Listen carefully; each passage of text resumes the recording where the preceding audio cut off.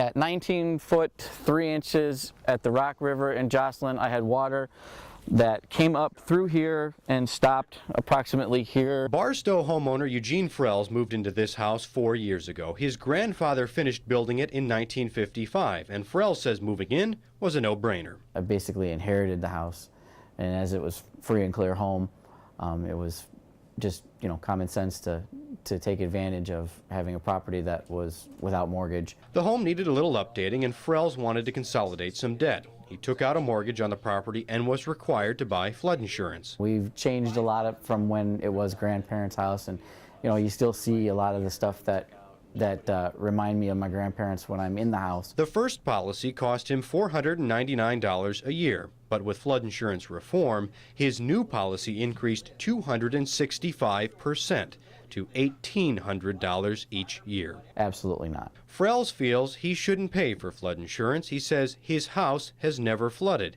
even though it's in the floodplain. Pictures from this spring flood show his house high and dry. I'm paying an outrageous premium for somebody else so that they can pay somebody else's claims. Frells' home was built before flood maps or flood insurance ever existed. When Congress created flood insurance in 1968 and flood maps began to be issued, buildings already in floodplains were offered subsidized rates.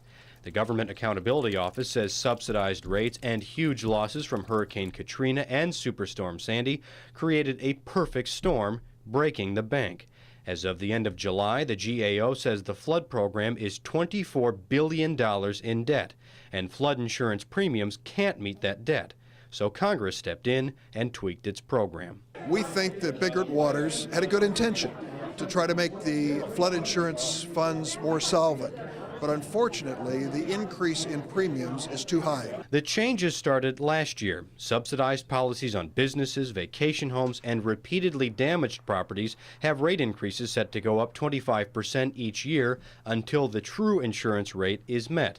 Subsidized policies on homes can be kept until the home is sold or the flood insurance lapses. Prices on these policies can still increase by 20% each year. Senator Durbin says insurance prices need to go up, but the current fix is too steep. We still face a problem. The reserve for our flood insurance is not adequate, and we're going to have to acknowledge the obvious.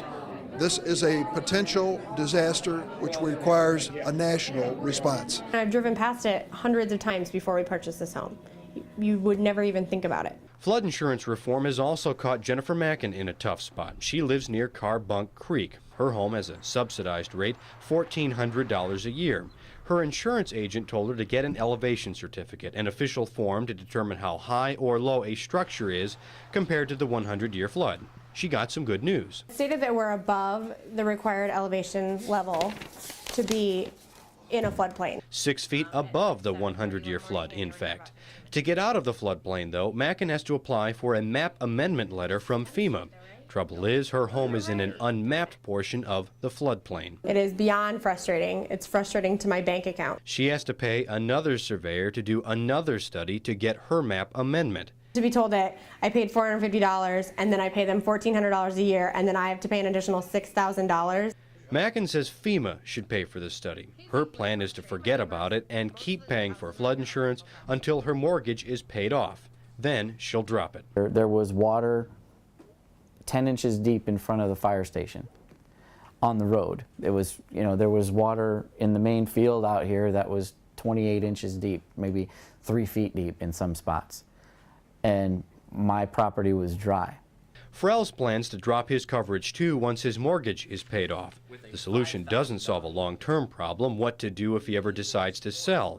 Anyone needing a mortgage will have to pay full price. This is not a, you know, well-off area. People that are going to be buying out here are not looking for $200,000 houses. These are going to be people who are blue-collar. A problem thousands of property owners are facing as flood insurance reform takes full effect. The prospect of drowning in premiums to protect against a flood. Mark Stevens, KWQC, TV6 News.